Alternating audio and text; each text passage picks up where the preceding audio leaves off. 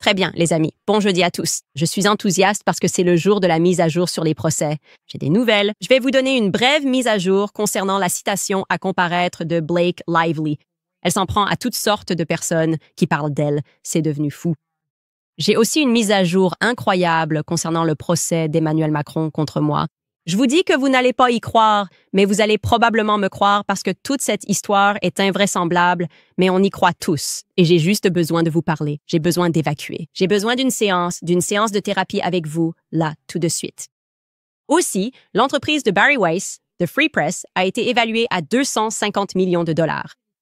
Maintenant, si vous vous demandez, mais qui diable est Barry Weiss et qu'est-ce que The Free Press? Vous êtes littéralement comme nous tous, et c'est un peu ça, le problème.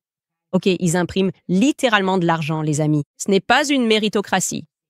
Bienvenue à nouveau sur Candace.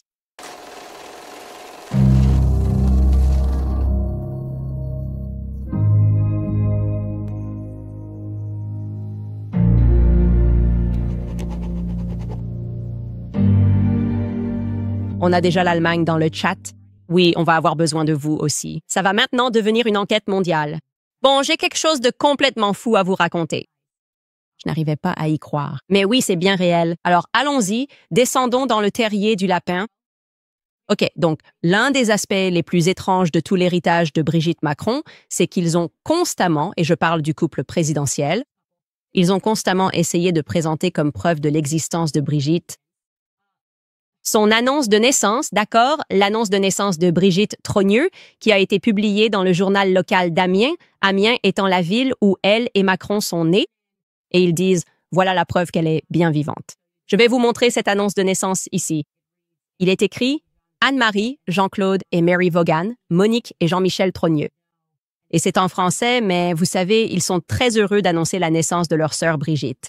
D'accord? Et cela a été publié dans le journal d'Amiens, je crois, en 1953, mais juste en surface, c'est étrange de présenter sans cesse cela comme preuve de votre existence. Réfléchissez à ça, d'accord? Si vous me demandez de prouver que j'ai existé, la dernière chose que je vais présenter, c'est un article de journal, parce que, franchement, qui ça intéresse? Je vais plutôt dire, voici mon acte de naissance, voici des photos de moi, me voici avec ma famille. Ils adorent juste cette coupure de journal, tellement. On la retrouve partout, d'accord? Et quand je dis qu'on la retrouve partout et qu'ils ont insisté sur cette annonce de naissance comme élément de vérité ou de véracité, ils l'ont même incluse comme un fait dans leur dépôt contre moi, d'accord? Regardez. Voici la page du procès dans leur dossier contre moi, point numéro 23. Il est écrit « Le 13 avril 1953 à Amiens, France, Madame Macron est née Brigitte Trogneux, une femme. Elle était la plus jeune de 6 enfants dans une famille réputée de chocolatiers à Amiens. Cela sera pertinent plus tard. Une image de son annonce de naissance et une photo de famille montrant Madame Macron enfant se trouvent ci-dessous. D'accord, donc ils incluent cela encore une fois. Regardez cette annonce dans Le Courrier Picard. C'est le journal local et ils entourent la personne qu'ils prétendent être Brigitte Amalap. Aucune mention de notre garçon Jean-Michel Trogneux là, à gauche, et d'ailleurs cette photo à droite, celle qu'ils adoraient donner à la presse. Nous savons avec certitude que cette photo a été retouchée car dans d'autres versions de cette photo, il n'y a pas de lampe à l'arrière-plan. Donc parfois il y a une lampe, parfois il n'y a pas de lampe. Il ne fait donc aucun doute que cette photo a, à un moment donné, été retouchée. Mais ne nous attardons pas, nous ne parlons pas de cette photo. Restons donc sur cette étrange coupure de journal qui est soi-disant si probante. Donc le vrai problème. Avec Emmanuel Macron et Brigitte, qui lancent ce procès, c'est qu'ils ont accidentellement déclenché en même temps une armée de détectives internationaux. D'accord, nous représentons désormais une armée de personnes à travers le monde qui enquêtent sur cette histoire, parce que c'est tellement fou qu'un président en exercice fasse cela. Et des gens nous envoient des emails. Ils ont des informations qui nécessitent des investigations supplémentaires. Ils veulent contribuer à l'histoire, surtout les gens en France, évidemment, parce qu'ils se sentent tellement opprimés par l'État. Les affaires. Ils se sentent opprimés par leur presse, n'est-ce pas? Et une armée de détectives d'Internet comprend très bien que ce procès est en réalité une guerre contre nous, n'est-ce pas? Comme si la presse nous déclare la guerre, elle dit « Comment osez-vous poser des questions? Comment osez-vous, lorsque nous donnons ou livrons un récit officiel, comment osez-vous le remettre en question? Comment osez-vous remettre en cause nos compétences et notre autorité? » Il y a beaucoup d'enjeux ici. Parce que nous savons que la presse est en guerre contre la vérité depuis très longtemps. Et c'en est l'exemple le plus frappant, n'est-ce pas? Eux, la presse, ont créé tout ce scandale en mentant effectivement au nom de Brigitte et Emmanuel. N'est-ce pas? Chaque élément de l'héritage qu'ils ont créé était du pipeau. Elle était canon, elle portait des jupes courtes. C'était une professeure irrésistible. Non, ce n'était pas le cas. Elle portait des tailleurs pantalons. Comment pouvez-vous dire ça? Comment, en tant que presse, n'avez-vous pas fait preuve de diligence et regardé cette photo et d'autres photos d'elle à l'époque où elle enseignait pour vous dire « Ouais, non, ce n'est pas Claudia Schiffer en jupe courte ». Et puis, bien sûr, on apprend plus tard dans la série que la meilleure image, vous pouvez la retrouver, la meilleure image appartient à Mimi Marchand, qui se retrouve ensuite accusée de falsification de documents. Tout est plutôt étrange. Bref, puisque la presse a participé à ce mensonge, elle se retrouve dans une situation assez précaire en ce moment, non? Ce procès les met à nu. Si nous parvenons à prouver que Brigitte Macron est effectivement née homme, alors pourquoi devrions-nous jamais accepter quoi que ce soit que les médias traditionnels nous disent à l'avenir? Il n'y aurait plus aucune raison de les écouter désormais. Il n'y aurait aucune raison de croire quoi que ce soit qu'il nous ait dit par le passé, car maintenant, nous comprenons qu'ils racontent de gros mensonges, d'énormes mensonges. Voilà la véritable portée de ce procès, et je tiens à le souligner.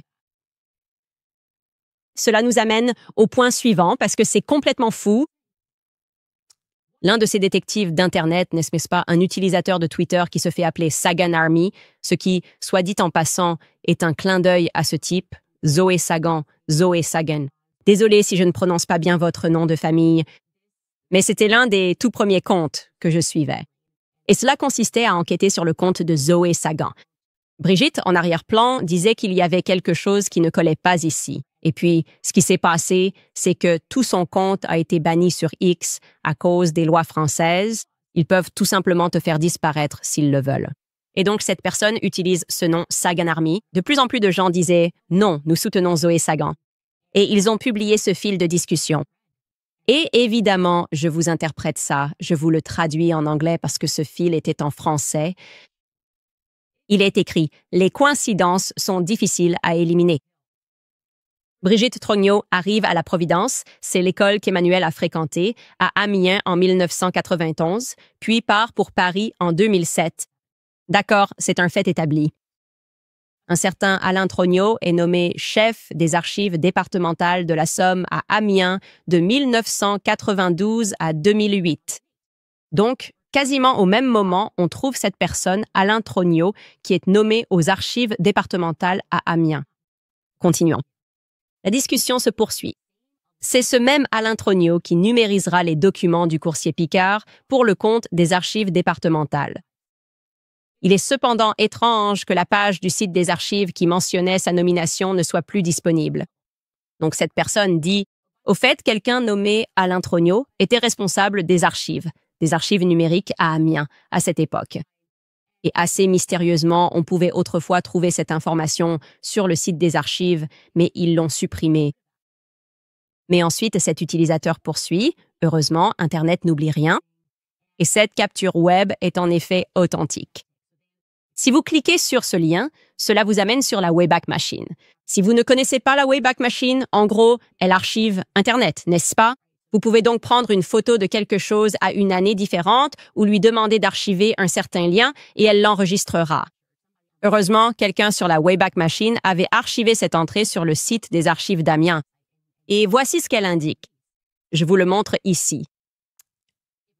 Il est écrit que le journal Picard Courrier vous informe qu'ils archivent des documents du journal Picard Courrier de 1945 à 1960. Et ensuite, il nous indique que ce contenu, les documents qu'il possède, sont des documents du courrier Picard empruntés par Hélène Trogneux, qui est enseignante, depuis les locaux du journal et prêtés aux archives départementales de la Somme pour être numérisés et mis en ligne. Les originaux ne sont pas conservés aux archives départementales de la Somme. Donc, ce qu'ils disent ici, c'est que ce que nous avons numérisé nous a été donné par Hélène Trogneux. Nous n'avons aucun original. Nous l'avons numérisé, c'est ce professeur qui nous l'a donné. Oh wow! D'accord. Et cette période inclut, bien sûr, cette annonce de naissance. Hélène Trogneux, Brigitte Trogneux, Hélène Trogneux était la personne chargée de cela, et c'est elle qui a fourni ce document.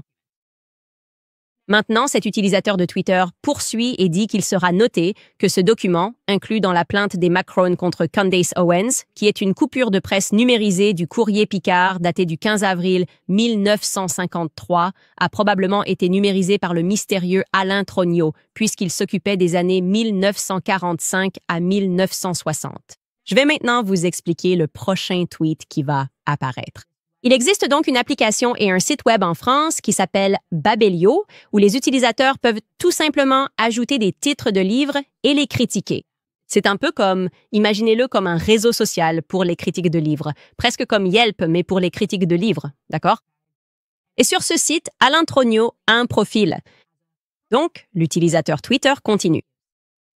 Et que peut-on dire du commentaire intriguant posté en 2017 sur la page Babelio d'Hélène Trognot, des années avant l'affaire Brigitte Macron-Madame, même avant l'élection de Macron? Et ensuite, il vous montre une capture d'écran que vous pouvez voir ici, du profil Babelio d'Hélène Trognot, et il est écrit « C'est ça, la géopolitique ». Et cela signifie que c'est de la géopolitique. Ça pourrait ne rien être, mais c'est ce qui est indiqué. C'est de la géopolitique.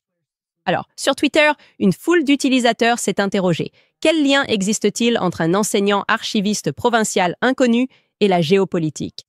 Il s'agit d'un professeur censé s'intéresser à l'histoire et à la géopolitique, et pourtant, il évoque la géopolitique sur son profil Babel.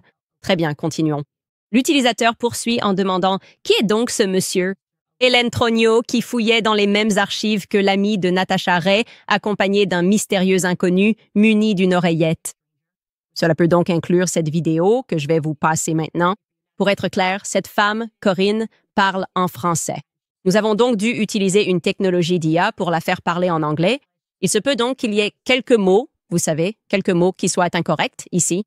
Nous voulions nous assurer que vous puissiez l'entendre. Et pour vous remettre dans le contexte, Natacha Ray, au cas où vous auriez oublié, est la femme qui a été traînée dans la boue par les Macron. Ils l'ont poursuivie, elle et Amandine Roy, pour diffamation. Ils ont maintenant perdu ce procès en appel. Eh bien, à l'époque où Natacha Ray menait ses recherches sur tout ce qui concernait Brigitte Macron, elle avait des personnes avec qui elle travaillait, des gens qu'elle avait engagés, ou peut-être qu'ils étaient bénévoles, qui étaient prêts à se rendre à Amiens pour aller au centre d'archives et récupérer des documents. Et l'une de ces personnes était une femme nommée Corinne. Il envoie cette femme au centre d'archives d'Amiens pour trouver ces documents afin de prouver ou non l'existence de Brigitte. Et la dame est choquée alors qu'elle attend ces documents, vous savez, parce qu'ils doivent vous appeler au comptoir, elle entend le nom Trognot être appelé. Donc, quelqu'un d'autre portant le nom de famille Trognot attendait des documents concernant la même période qu'elle recherchait. Et elle reconnaît la personne comme étant Hélène Trognot. Voici ce que Corinne dit dans ses propres mots. Écoutez bien. Et quand enfin les premières archives arrivent, c'est premier arrivé, premier servi. La personne responsable des archives à l'accueil dit « Voilà, votre commande est arrivée ». Alors la personne se lève et dit « C'est la commande de monsieur Trognot, n'est-ce pas ?» À ce moment-là, vous imaginez bien que j'ai tendu l'oreille. Je me suis dit, tiens, c'est étrange. C'est quand même assez malheureux. Quelle coïncidence qu'un monsieur Trognot fasse des recherches en même temps que moi. Ce que je fais, presque automatiquement, c'est que je prends une photo de la personne devant moi. J'envoie un message à Natacha en disant, écoute, je ne comprends pas. Il y a un monsieur Trognot assis en face de moi qui consulte aussi les archives et il semble que ce soit le courrier Picard. Et donc voici la photo que j'ai prise. Alors bien sûr, pour respecter pleinement leur vie privée, j'ai soigneusement flouté, comme cela se fait toujours dans ce genre de situation, toute la zone du visage de la personne, car je respecte profondément leur vie privée et la confidentialité. Quand je reçois la photo, je le reconnais immédiatement et je lui dis « C'est Alain Trogneux, l'historien qui a fait numériser toutes les archives de la Somme et du courrier Picard. » Mais ce qui m'a vraiment troublée, au-delà du fait que la conversation s'est arrêtée à mon arrivée et de la façon très discrète dont il parlait, c'est que j'ai été très surpris de voir cet homme, Trogneux, de la première table, se lever et se diriger vers la porte. Mais juste quelques secondes plus tard, en fait c'est un autre jour, mais juste quelques secondes plus tard, l'homme assis en face de moi à la table se lève lui aussi et se dirige dans la même direction, pendant exactement le même laps de temps que monsieur Trogneux. Puis, l'un après l'autre, ils reviennent tous les deux à tour de rôle et reprennent leur place. Cela me trouble vraiment. Donc je ne sais pas si est-ce qu'ils se sont parlé, Karine? Je ne sais pas. Je ne les ai pas vus se parler, mais c'était déstabilisant parce que ça semblait vraiment synchronisé, se lever en même temps, aller dans la même direction, revenir après exactement le même laps de temps. C'était vraiment déstabilisant. Alors, que se passe-t-il là-bas? Elle n'est pas sûre de l'identité de cet individu qui est assis avec une oreillette et qui n'a rien, et cela dure un moment, et elle décrit comment il avait aucun document avec lui. Et c'est très inhabituel. Elle a dit qu'on ne verrait jamais quelqu'un dans un centre d'archives, simplement assis là, avec une oreillette. Cela me semble, et bien sûr, nous ne pouvons pas le confirmer, mais c'est probablement la sécurité. C'est ce que fait la sécurité. J'ai déjà eu affaire à la sécurité. Ils portent une oreillette et font semblant de ne pas vous connaître, mais ils vous surveillent. Mais pourquoi diable ce type, Hélène Trogneau, qui est enseignante et historienne, aurait-il de la sécurité avec lui, si c'est bien de la sécurité? Mais aussi, que faisait-il au centre d'archives? En train de mettre la main sur des documents qu'il a remis au centre d'archives. Vous avez donné ces documents au centre d'archives. Depuis, ils les ont effacés de leur site web pour une raison inconnue. Mais vous devriez avoir les originaux chez vous. Que faites-vous ici? Essayez-vous de l'intimider? Ou bien vous vous rendez compte que des gens fouinent? Essayez-vous de vous rappeler ce que vous leur avez donné. Nous n'avons pas les réponses, mais c'est vraiment très étrange. Et pour rendre les choses encore plus étranges. Et je vais être clair ici, je n'ai pas encore eu l'occasion de vérifier ces informations. Mais ce qui est vraiment intéressant, c'est que quelqu'un d'autre nous a contactés via la ligne de signalement parce que, vous savez, tipsycandiceowens.com si vous avez quoi que ce soit. Et cette personne a dit, Candice, toute l'histoire des origines de la famille Trogneau n'a absolument aucun sens. Avant que nous n'entrions dans ce sujet, d'ailleurs, je tiens à dire que si vous avez des informations concernant cet Alain Trogneau, nous serions ravis de les entendre. Nous avons mené des recherches sur lui. Il existe. Il a d'ailleurs une page Wikipédia. Sky, tu veux l'afficher? Alain Trogneau est professeur de français et historien local. Il est professeur d'histoire à Amiens et auteur de plusieurs livres sur l'histoire locale de la Picardie. Donc la question se pose à nouveau, comme le souligne cet utilisateur, pourquoi cette personne, qui est locale, d'Amiens, qui ne s'intéresse qu'à l'histoire d'Amiens, ferait-elle référence à la géopolitique? Il pourrait y avoir une explication à cela. Alain Trogneau, si vous nous regardez, nous aimerions vraiment vous poser des questions. Nous aimerions d'ailleurs vous demander si nous pourrions vous interroger tout au long de ce procès. Êtes-vous, d'une manière ou d'une autre, lié à Brigitte? Si vous êtes un Trogneau d'Amiens, je vais supposer, et je pense que c'est une hypothèse raisonnable, que vous pourriez être apparenté à la famille Trogneau dont vous numérisez les documents. Au centre d'archives, dont vous devriez alors posséder les originaux, n'est-ce pas? Cela semblerait logique. Vous possédez ces originaux puisque vous êtes soi-disant historien. On est vraiment en droit de se poser des questions sur ces historiens, non? Je veux dire, est-ce qu'on documente l'histoire ou est-ce qu'on la réécrit? Je me pose vraiment cette question. Plus j'en apprends, moins j'ai l'impression que nous savons quoi que ce soit sur tout, vraiment sur la géopolitique, comme lorsque je réexamine ce qui s'est passé pendant la Seconde Guerre mondiale. Et la presse crie qu'il est interdit de s'intéresser à la Seconde Guerre mondiale. Je me dis, vraiment, l'histoire est racontée par les vainqueurs. Et ensuite, ils demandent à leurs historiens d'écrire, écrire. C'est comme quand la Bible nous dit que Satan est l'auteur du mensonge. Insistance particulière sur le mot auteur, non? J'ai l'impression qu'il faut vraiment insister sur le mot auteur. Qui sont ces auteurs? Qui ne font que mentir en permanence. La presse et tout ce qu'ils écrivent semblent n'être qu'un immense mensonge. Alors oui, je vais dire au public, qui est cette Hélène Trogneau? Je n'arrive pas à trouver qui est son père, qui est sa mère. Je ne trouve aucun fil conducteur. Et certes, nous venons tout juste de commencer à creuser cette histoire. Entre lui et Brigitte, je ne vois aucun démenti disant que tu es lié à Brigitte. Ce serait étrange que tu ne sois pas lié à Brigitte parce que, comme on le sait, les Trogneau sont très soudés à Amiens. C'est ça. Cela m'amène à ce prochain indice et je vais vous en parler. Donc, cette personne nous écrit et dit que toute l'histoire de la famille Trogneau est étrange. Et elle a fait beaucoup de recherches. Elle m'a envoyé beaucoup de choses. Elle m'a envoyé des photos. Mais je dois vérifier tout ça. Mais je mets ça sur la table au cas où vous sauriez quelque chose. Je veux dire quelque chose. Mais leur histoire, l'histoire de Brigitte, c'est « Je viens d'une famille de chocolatiers. Par exemple, nous faisions les macarons. Personne ne fait le chocolat comme ma famille. Et même sur leur site web, le site de la famille Trogno, ils racontent qu'ils font ça, je crois, depuis 1897. Et voici la longue lignée. Nous avons préservé cette lignée de chocolatiers. Alors cette personne m'écrit et me dit « Candace, je ne sais pas si tu es au courant. Et voici les photos. Mais Amiens a été complètement détruite par les forces allemandes. Pendant la bataille de France en 1940, les forces allemandes ont en fait capturé Amiens. Et il m'envoie des photos. Il me dit « Tout a été détruit. » Alors, comment se fait-il que leur famille ait pu maintenir cette entreprise de chocolat pendant toute l'occupation allemande? Genre, est-ce qu'ils ont vraiment détruit presque tout? Et ils se sont dit, mais le chocolat est bon. Le chocolat est bon. On va garder ça encore un peu. Et c'est vrai. J'ai regardé, je suppose, juste l'histoire de base d'Amiens. Et il est vrai qu'elle a été capturée par les forces allemandes. Elle n'a pas été libérée avant 1944. Et oui, apparemment, la majorité du centre-ville a été détruite à cause des bombardements aériens. Et donc, ils disent qu'ils ont récupéré des dossiers concernant l'histoire du chocolat. Ils se disent, même l'histoire du chocolat, il y a quelque chose qui cloche ici.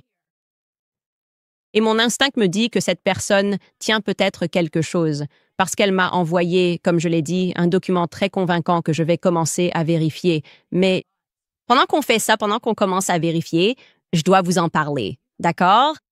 Qu'est-ce que vous savez? On a besoin que tout le monde s'implique maintenant. C'est une enquête mondiale. D'accord? Le dossier militaire de Jean-Michel Trogno est introuvable. Nous savons qu'il était en Algérie. Et pour une raison quelconque, ils ne veulent pas divulguer ce dossier militaire. Que se passe-t-il en Algérie? Que se passe-t-il au Maroc? Ça pourrait être un endroit à explorer. Vous pouvez aller dans les centres locaux. Peut-être qu'il y a quelque chose qui ressort concernant un Jean-Michel Trogno. Peut-être qu'il y avait un professeur ou de vieilles photos. Qui sait? D'anciens élèves? Je pense qu'il faut absolument qu'on regarde tout ça. Si vous êtes français, vous avez sûrement un ami d'Amiens. On dirait que tout le monde à Amiens est un peu de la même famille. Peut-être qu'ils ont un tuyau. J'habite à Amiens et j'ai un peu peur de ma propre famille. Et je dois vous transmettre cette information. S'il vous plaît, envoyez-nous vos informations à candiceowens.com parce que je suis complètement absorbée par cette histoire maintenant. Je me réveille chaque jour et j'apprends encore quelque chose de fou.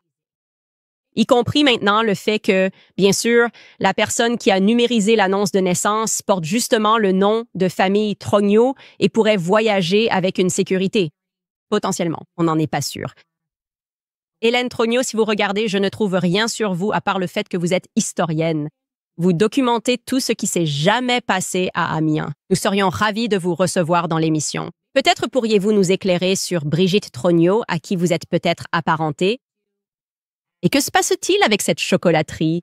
Par exemple, que s'est-il passé lorsqu'Amiens était occupé par les forces allemandes? Vous vendiez encore des chocolats? Peut-être avez-vous d'autres photos? Car cette personne affirme qu'il y avait en réalité un autre magasin à cet emplacement. Je ne sais pas si c'est vrai, mais je suis attentif. On verra bien. Bon, les gars, je voudrais passer le relais à l'un de nos sponsors tout de suite. Oh, attendez! Tout d'abord, je dois vous montrer ceci. OK, vraiment, je ne cherche pas à être méchant. Je ne cherche pas à être méchant parce qu'il y a beaucoup d'éléments dans cette affaire qui sont convaincants. Et bien sûr, il y a beaucoup de preuves matérielles. J'ai participé à l'émission de quelqu'un plus tôt. J'ai fait The Spectator avec Freddie Gray. Et vous pouvez regarder ça. On peut examiner cette histoire sous de nombreux angles différents. On le sait tous. Et les preuves matérielles sont évidemment convaincantes.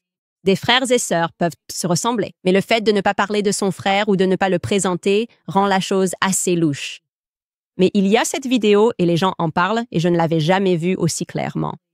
Que dans cette vidéo récemment capturée de Brigitte, la taille des mains de Brigitte, et encore une fois, je ne cherche pas à être méchant, les gars.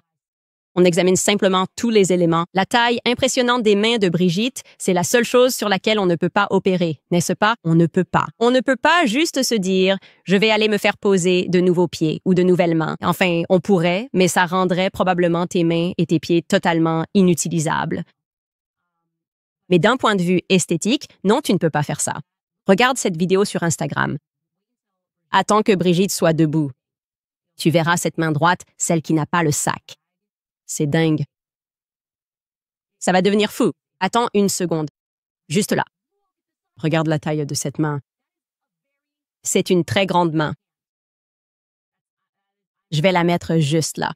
C'est une très grande main pour une madame. Je vais passer la parole à certains de nos sponsors Preborn. Je vous en ai déjà parlé, je le répète. Vous savez déjà que je suis pro-vie. Cela signifie que je soutiens les mères avant la naissance de leur bébé et longtemps après. C'est exactement pour cela que je m'associe à Preborn. Preborn n'est pas là pour juger les femmes, ils rendent la maternité possible. Ils offrent des échographies gratuites, ils partagent l'évangile de Jésus-Christ et surtout, ils restent présents après la naissance du bébé avec un vrai soutien concret, en fournissant aux futures mamans des couches, des vêtements pour bébé et même un logement et une aide financière jusqu'à 2 ans après la naissance de l'enfant. Voilà à quoi ressemble la véritable compassion centrée sur le Christ. Et voici comment vous pouvez y participer.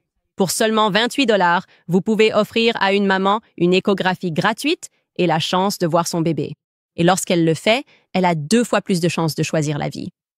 Preborn s'est donné pour mission de sauver 70 000 bébés cette année, alors ne vous contentez pas de dire que vous êtes pro-vie, vous pouvez vraiment le vivre. Faites un don dès maintenant en appelant le 855-600-120-229 ou rendez-vous sur preborn.com/Candice. Encore une fois, c'est preborn.com/Candice. Je veux aussi vous parler de la Wellness Company, car beaucoup de personnes rencontrent des difficultés à concevoir. Peut-être faites-vous partie de ceux qui ont reçu le vaccin contre le COVID et que cela vous inquiète. Et d'ailleurs, vous n'êtes pas seul. Une étude récente menée par un chercheur danois nommé Dr. Manichi a analysé les données de naissance de femmes âgées de 18 à 39 ans sur une période de 2 ans à partir de 2021. Les résultats suggèrent une baisse significative des taux de natalité chez les femmes vaccinées, les données indiquant une réduction du nombre d'ovules de près de 60%.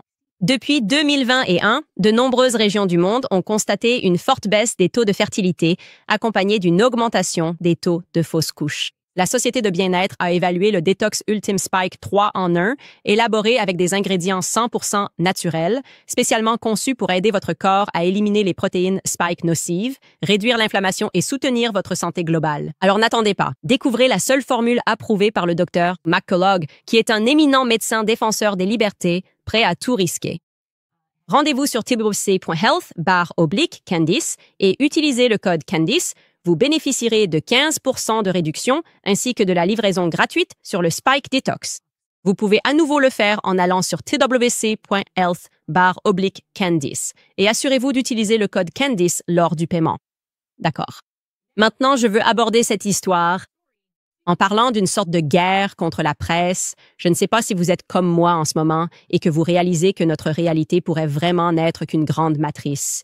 Maintenant que nous réalisons qu'ils aiment un peu se moquer de nous en créant de l'art ou, vous savez, en posant un livre dans un coin du bureau comme Macron, c'est comme « Haha, André Gide, haha, qu'est-ce que tu vas faire à ce sujet ?» Je me dis que peut-être que ce film des années 90, Matrix, nous disait la vérité et que notre réalité est créée pour nous.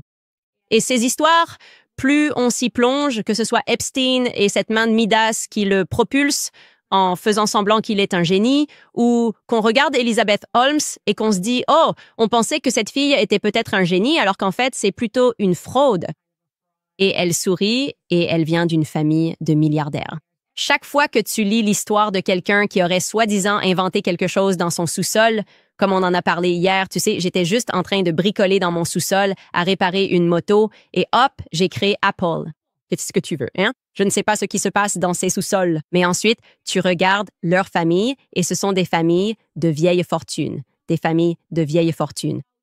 Et puis, on apprend l'existence d'opérations comme l'opération Mockingbird, le New York Times collaborant avec eux pour nous tromper l'esprit des masses, nous inciter à détourner le regard de l'histoire de JFK. Ils les paient comme la CIA le faisait et le New York Times figurait sur leur liste de paie. C'est complètement dingue. Eh bien, il y a ce journaliste, Bari Weiss. Il pourrait s'agir de Bari Weiss, je ne suis pas sûre. Et on est censé croire que cette femme est un génie. D'accord. Elle a été employée au New York Times après avoir, de façon très opportune, passé 1 an en Israël à l'université hébraïque, qui se trouve aussi être l'endroit où les Adelson investissent beaucoup d'argent, car Myriam Adelson a également fréquenté l'université hébraïque. Bref, Bari Weiss part là-bas, y passe 1 an, puis revient et va à l'université Columbia. Elle obtient son diplôme de journalisme et décroche un poste au New York Times. Très bien, parfait. Ensuite, elle fait tout un numéro en disant « Je quitte le New York Times pour lancer mon propre média qui s'appelle le Free Press ». Et c'est évidemment juste un média sioniste. Et si vous regardez autour de vous, les gens ne se précipitent pas pour s'engager à soutenir Israël. C'est comme si le truc du génocide s'était produit et que les gens s'étaient dit « Tu sais quoi, peut-être pas ». Il y a donc eu un effondrement total du soutien à Israël.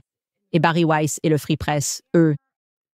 C'est une performance lamentable vu l'argent investi dans son soi-disant Free Press, avec tout l'argent derrière, David Sachs, Marc Andreessen. Pour une raison, ils se sont dit « Bari a la recette magique », mais ils ne veulent pas que vous croyiez ce que vous voyez, n'est-ce pas?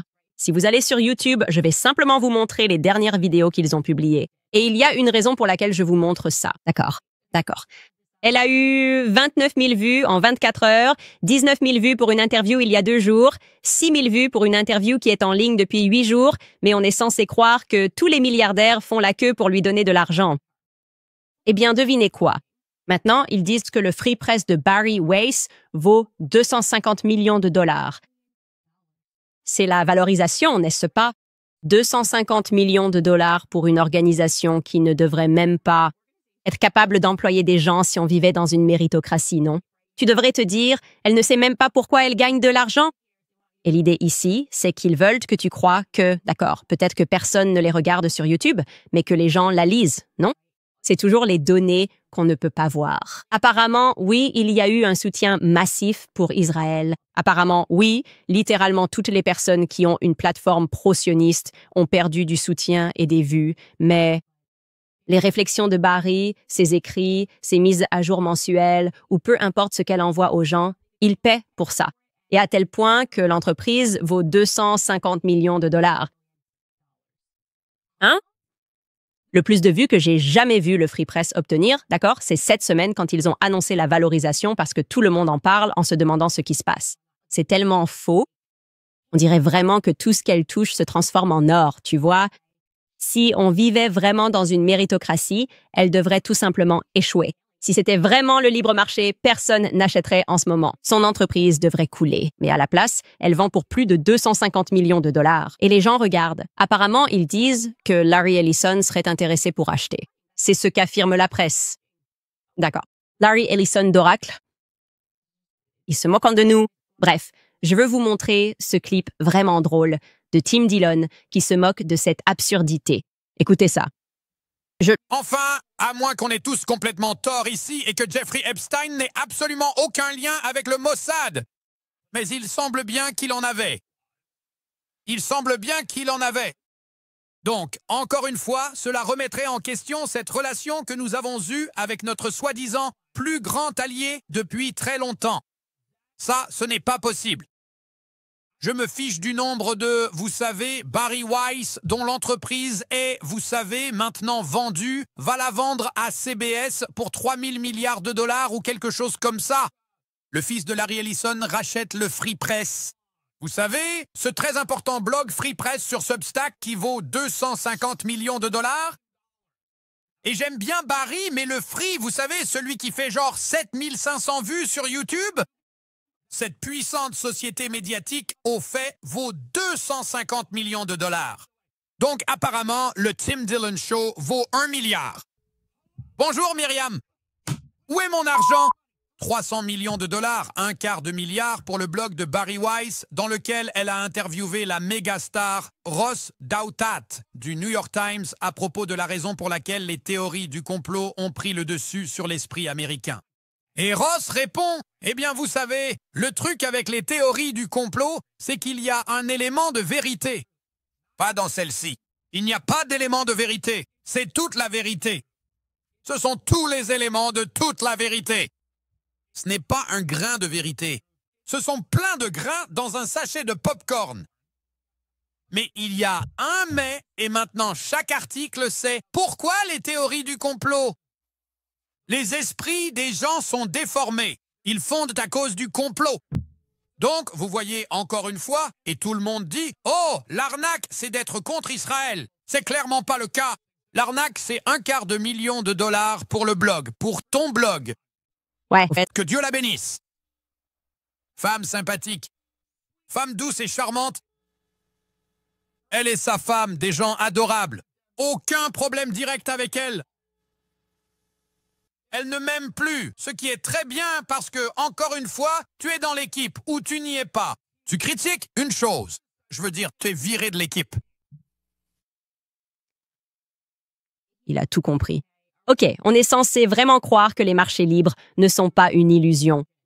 Quand on apprend que la société en difficulté de Barry Weiss va potentiellement être rachetée par Oracle ou plutôt par Larry Ellison, peut-être à titre personnel.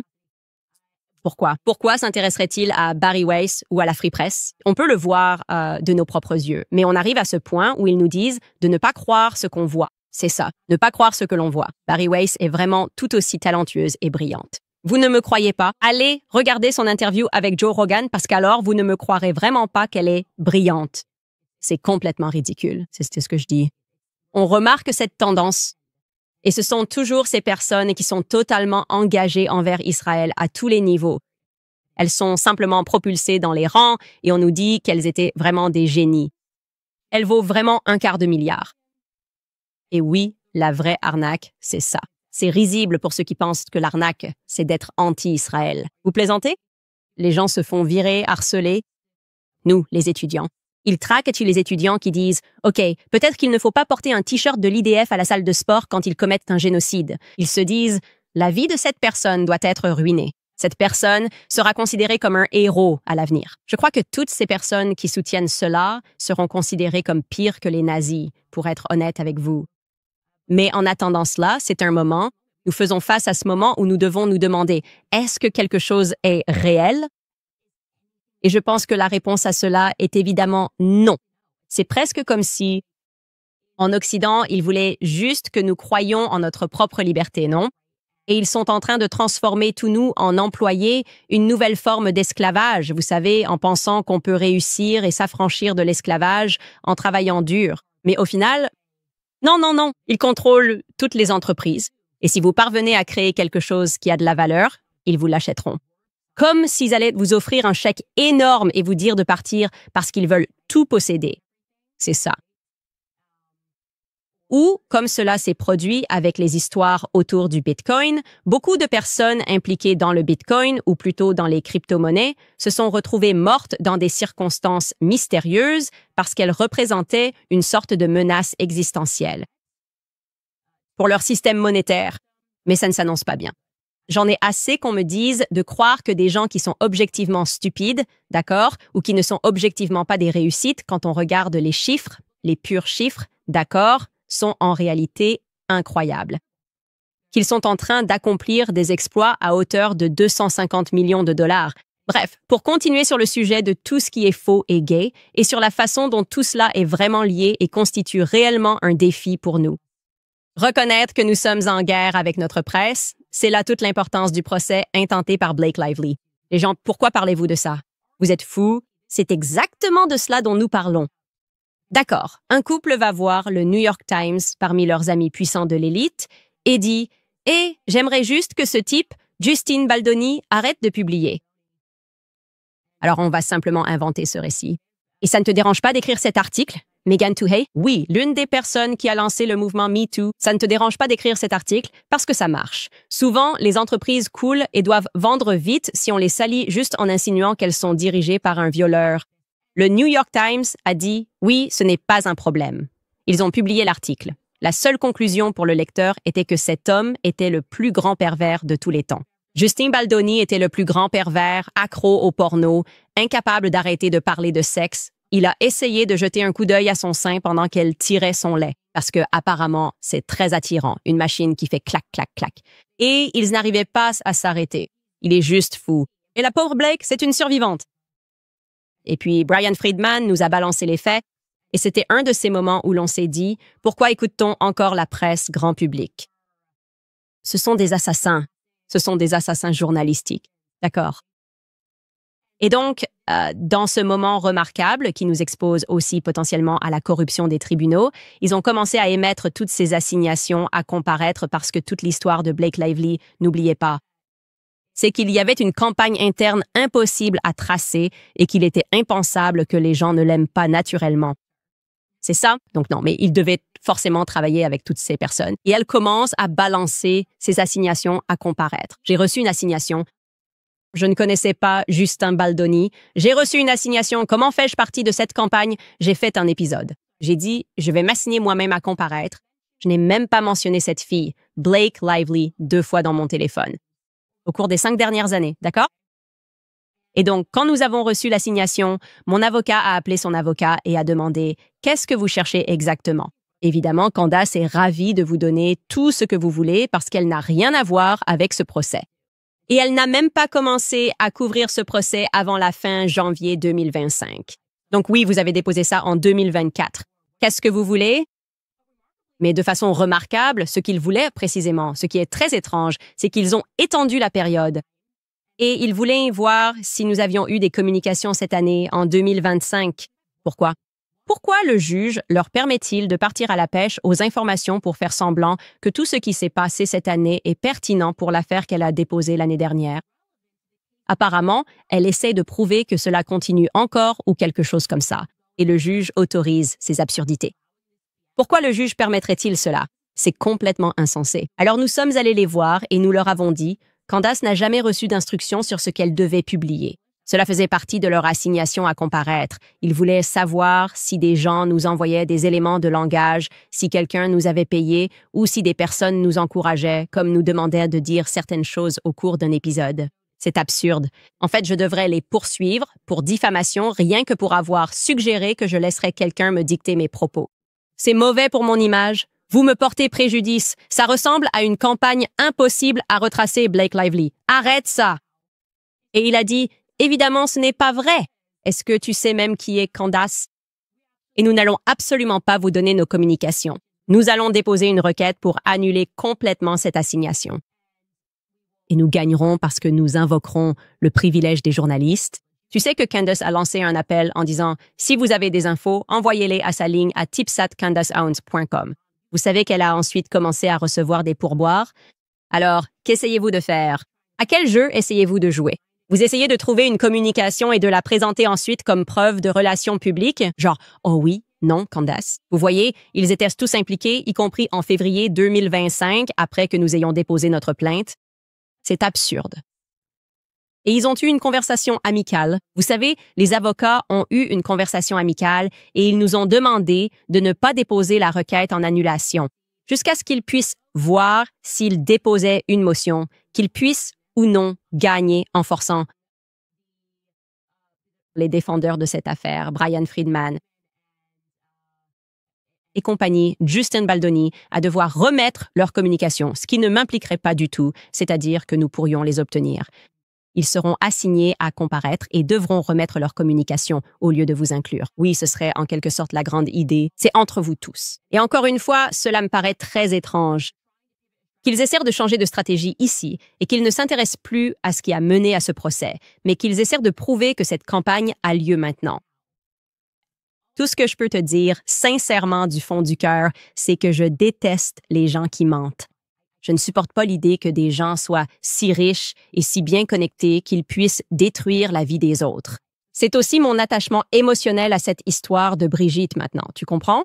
Vous essayez de détruire la vie des gens pour avoir dit la vérité. Ça se passe partout. Vous collaborez avec la presse.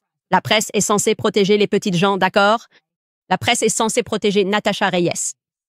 La presse est censée protéger Xavier Poussard. La presse est censée s'indigner à l'idée qu'un président, un président en exercice avec tout le pouvoir et la presse dans sa poche, intente un procès contre une mère qui rapporte des faits survenus chez elle. Mais ce n'est pas le cas parce qu'ils font partie de l'élite.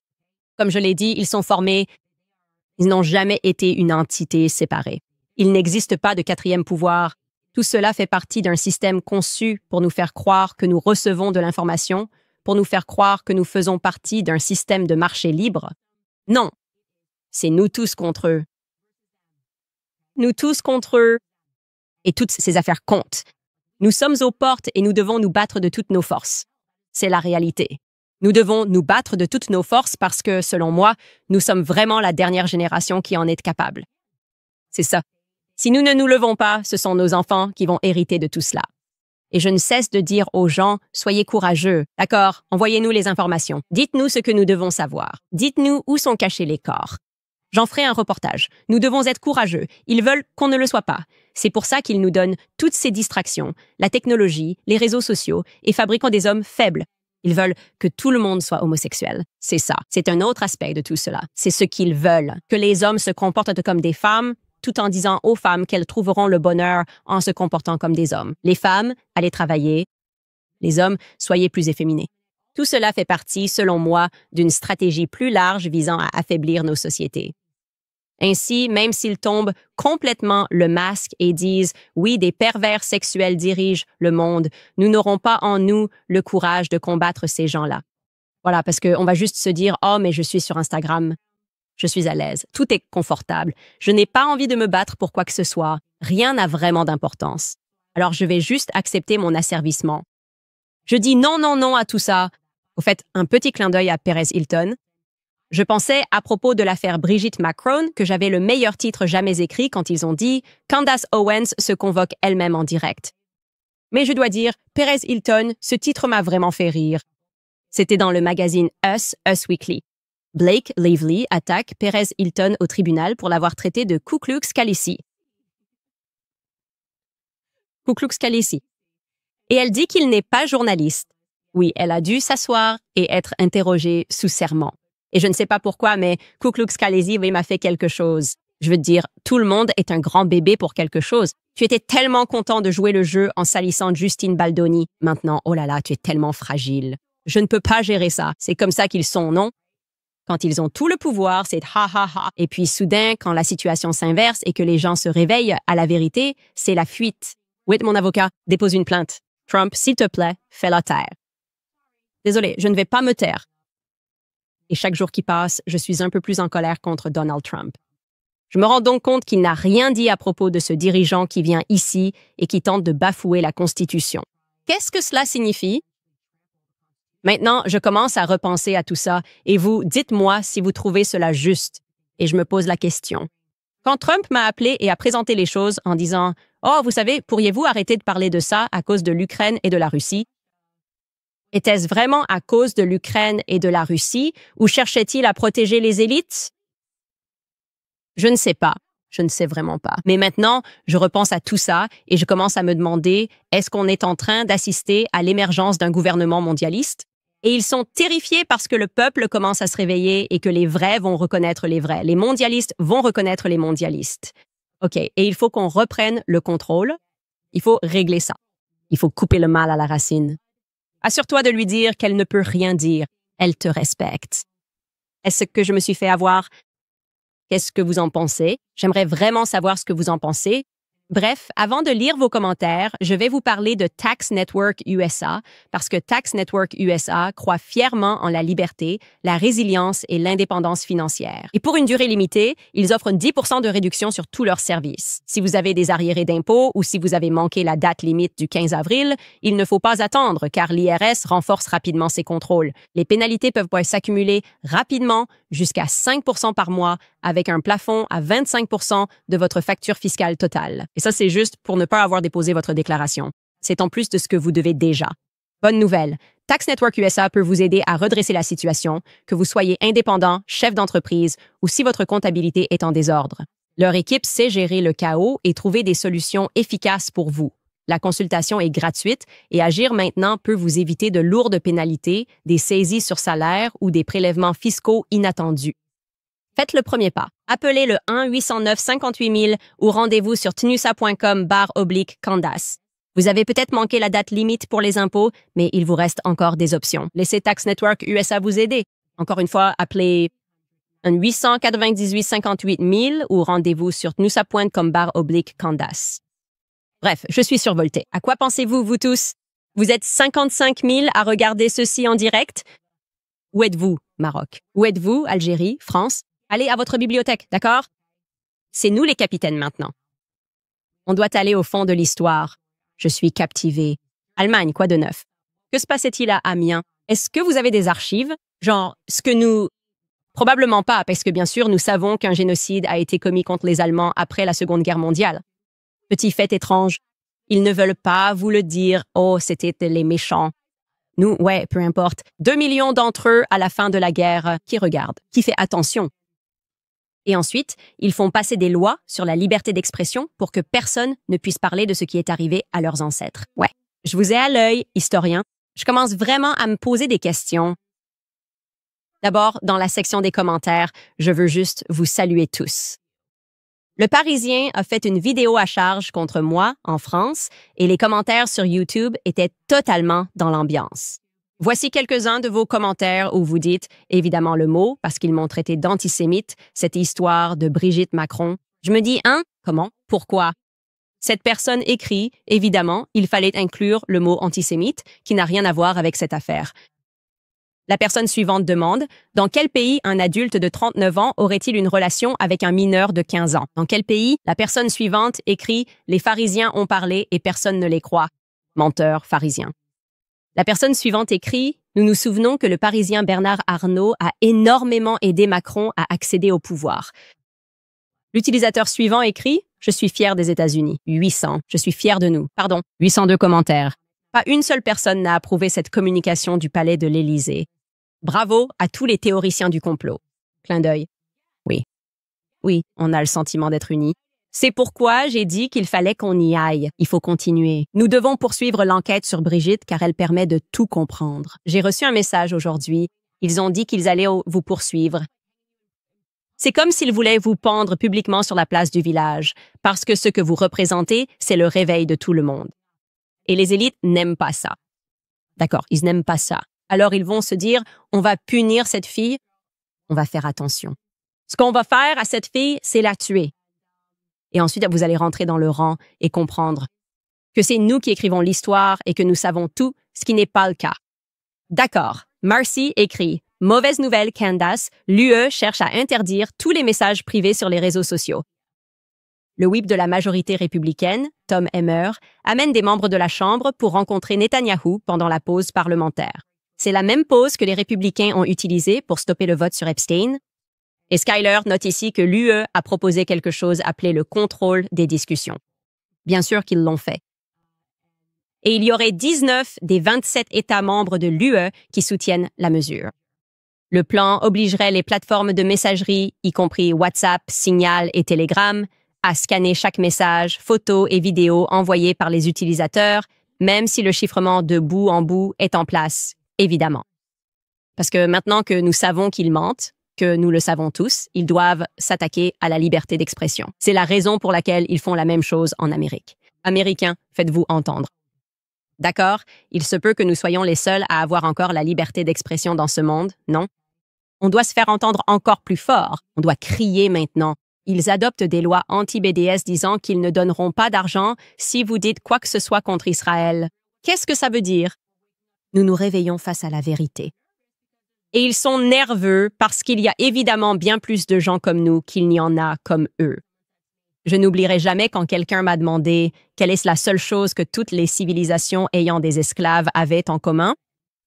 Et la réponse, c'est qu'il y avait toujours plus d'esclaves que de maîtres. Et pourtant, de façon remarquable, ils arrivaient quand même à contenir ces révolutions. En ce moment même, ils essaient de contenir une révolution. Ils se disent « ça ne peut pas arriver, d'accord? Alors on va faire passer plus de lois, on va arrêter des gens. On va jeter des gens en prison pour délit d'opinion. Nous allons ruiner Candace. » C'est symbolique. Pourquoi font-ils ça, même dans les plantations d'esclaves?